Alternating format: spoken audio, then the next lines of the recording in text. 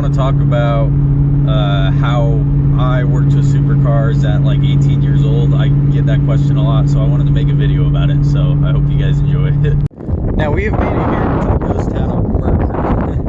What better place to talk about supercars other than a ghost town? But so it says this place is from 1894 to 1915, but I've done my research on this and it's actually from like the early 1800s. So it's super cool. You can kind of see the gravesite up there.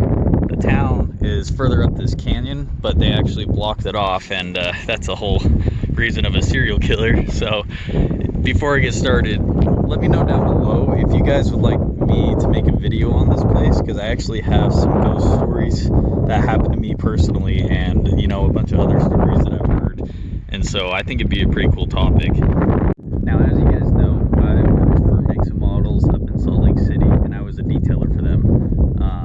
Well, if you didn't know, now you know. But so that's kind of where I worked with supercars. I got to drive, you know, some of them, even though my boss didn't really want me to or anything, just because I was young, and that's kind of what I wanted to get into.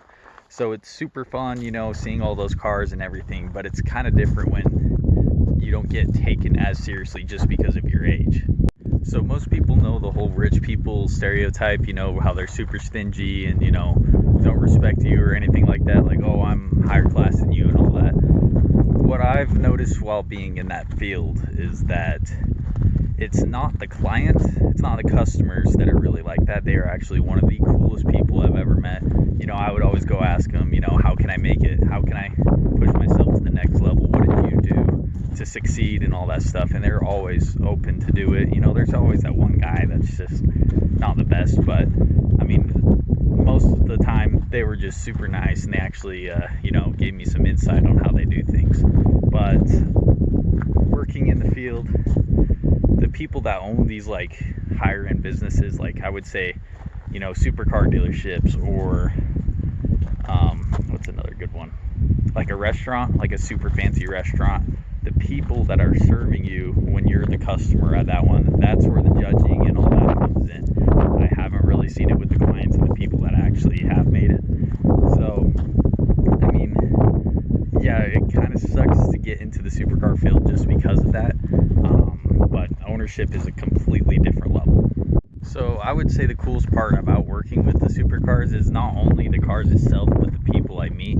I have met some pretty insane, you know, people while working there, and to list a few examples, you guys already know, that's why I wore this hat. But yeah, so he's a super nice guy in person. You know, I actually drove his Focus RS for his video out of the showroom, so that was a while back, but if you guys go watch his video, you can see me driving it my ugly ass. But another list of cool people, the director of Fortnite, Post Malone, Tanner Fox, not a big fan of him, but I mean, I did meet him. DDE, who else? I know there's a lot more people. Diesel Brothers.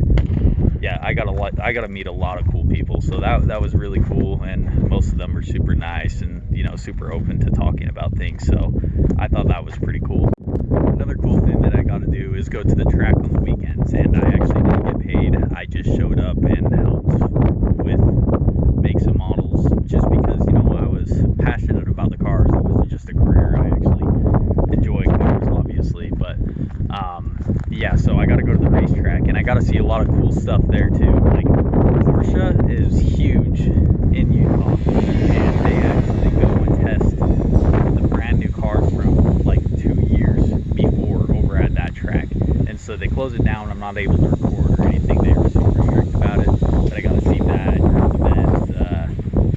I think it's the second largest like superbike competition in the world. People I've met, a lot of the Nitro Circus team, Travis Pastrana, Ken Block, those guys are at Utah Motorsports campus a lot, just because in the middle of it, it's almost everyone's favorite rally course track. It has the largest jump in the world for a rally course track, and it's right in the middle of the actual road course. So a lot of those guys like to come out there. There's a just keeps going. It just keeps going.